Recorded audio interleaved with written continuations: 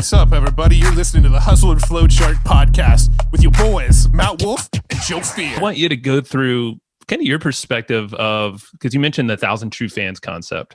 And that's a pretty, it's a pretty famous article that was written, 12 years ago? 2006 or something like that. 15 years ago. So I want to hear your perspective of, you don't have to bring everyone, you don't have to even have funnels really, because there's a line you said somewhere, I don't know if it was in the book or a podcast, is they don't create fans for you. Funnels aren't creating fans for you. It's this process that you take people through. So I'd love your perspective on the whole 1,000 True Fans concept. Funnels are important, by the way. I mean, it creates systems to then allow yourself more time to do these things that can help you gain more fans. But they're not created overnight, and they are created by the moments that you create for them over time, from the moment they find you to the moment that they're, paying VIP dollars to go to your event and spend time with you and take photos backstage. And, they feel great about it. Like they just take you up on that offer. But when it comes to fans particularly, the most important thing is a lot of us are building to get more eyeballs, and that's great. But if you try to serve everybody, you're actually going to serve nobody, right? It's like the difference between, if you're going to open a shoe store and it's like a general shoe store. I want basketball shoes and casual shoes and the high heels for the women and the kids shoes and the ones who are going to be running a marathon. It's going to be so difficult to have a unique selling proposition unless you make everything cheap as heck, right? And that's who is selling the general shoes. There's Walmart and Target and Shoe Pavilion and whatever, right? I would much rather go, okay, well, who am I serving first? And what are their needs? All right, I'm going to serve marathon runners, right? Like that's my niche, okay? That wipes out millions of people. There are millions of, everybody mostly wears shoes. Now I'm only focusing on such a small percentage of people who need shoes. But you know what? I'm going to be more successful because the riches are in the niches. And I know it's pronounced niches. Don't at me on that. But it rhymes better. So now I have my shoe store where branding-wise, I can tie into the psychology of the runner.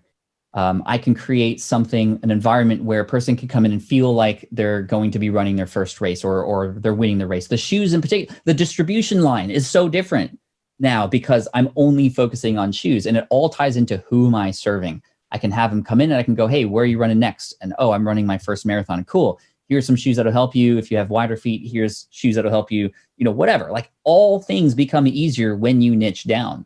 And the cool thing is with 1,000 True Fans, like the numbers, when you run the numbers, it's like, well, that's so obvious. I don't need 1 million fans. I don't need to make the next Uber or Tesla or fidget spinner or whatever.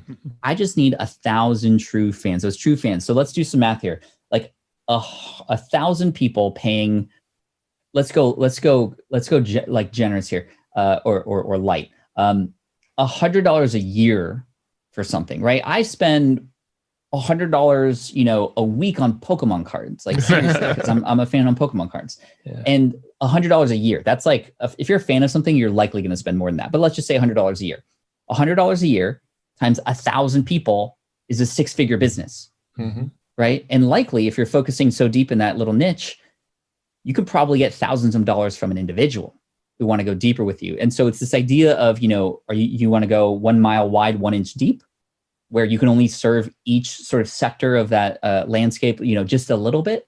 Or do you want to take a little chunk, 1 inch wide, and go 1 mile deep with them? And now you're serving them with some software products at the top, and let's go vertical. Now you're serving them with some coaching programs. Now they're traveling to go to your mastermind group. The same person now can interact with you in many different ways, and you have this like ladder now that they're climbing to go higher and higher into your brand, and also to become more and more of a fan.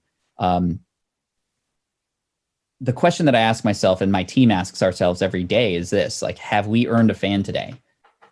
Because when you think about the 1,000 True Fans, that's a fan a day for less than 3 years. Yeah. Some people struggle with business for years before they make it. But if you just had 1 new fan a day, less than 3 years, 6 figures. Yeah, I mean, and that's amazing. And I'm thinking of the whole, fans plus funnels. It's exactly what you said. It's like, okay, you track this fan, and then the funnel can help, bump that $100 to the $1,000 and exactly. beyond. Yeah. So It's that blend of the two of them. Super powerful. Talk about the I know you have this whole pyramid in the book. This is how it's all structured, and I like the book how it's extremely tactical, and that's it's like story and tactics. But you have a flow. I think it's 4 steps. The pyramid of fandom. So maybe lightly cover that and show us the process of what it takes to become a super fan or attract super fans. That is, if you imagine like a pyramid, right, or a triangle, and you divide the triangle into 4 different sectors, the largest sector is on the bottom, right, the baseline. And this is essentially, this triangle represents anybody who's ever found you, right? Anybody who's ever found you, an engagement pyramid or the pyramid of fandom. The largest chunk at the bottom is what I like to call your casual audience. These are people who just found you. Maybe they found you through a Google link or a link on another website or a mention somewhere or just kind of randomly on social media. They don't necessarily know who you are yet, but they've come to you for something that you've done or offered or because somebody else shared that link or something. And this is the largest base. And as new people come in, this is where they come in. They're not subscribed yet. They're not followers. Our job is to convert them from there to the next tier, a little bit smaller, but more powerful. And that's the active audience sector. And this is where people are now subscribed. They're following you. This is the point at which they know who you are. And when you come out with something, maybe even a product to sell, they're like, okay, cool. Like I like this person. I'm active in their subscribership, and I'll see if this works for me or not. And they'll at least sort of entertain the position of the offer more than just somebody who finds you randomly for the first time. And then moving up from there, we need to convert our active audience members to feel like they're a part of a connected community. And the connected community is really where the magic starts to happen and where your brand starts to differentiate itself from other brands doing a lot of the same things. And when you think about community, you think of people not just coming because of you or you talking to them or them talking to you, it's them talking to each other. There's like that commonality of the brand to have as a baseline for people to find each other and talk to each other and have some common ground to start off with versus just random people. And that is so, so powerful. If you imagine going to a baseball game and your team is down by 3 runs and there's 2 outs, your guy's up to bat with 2 outs and boom, he hits a grand slam to win. You're high-fiving and hugging people that you've never met before because you're in the stands with the home crowd and they're all wearing the same symbol that you have on your hat, right? It's like, that's the kind of feel that a community can have. And of course, fandom is on top of that in a little tiny pyramid, but that's like the 1,000 true fans up there who are just wacko for you, right? And it's cool. And I say that in kind of a humorous way, but it's so important to understand just how powerful a small group of fans can actually be. I mean, these guys are going to wave your flag so high. They're going to promote your stuff without ever asking. If you have a troll show up in your audience, like you won't even know because they're already fending them off for you, right? Like that's how important a fan can be. And this progression of casual to active to community to super fans is really the way that the book is structured.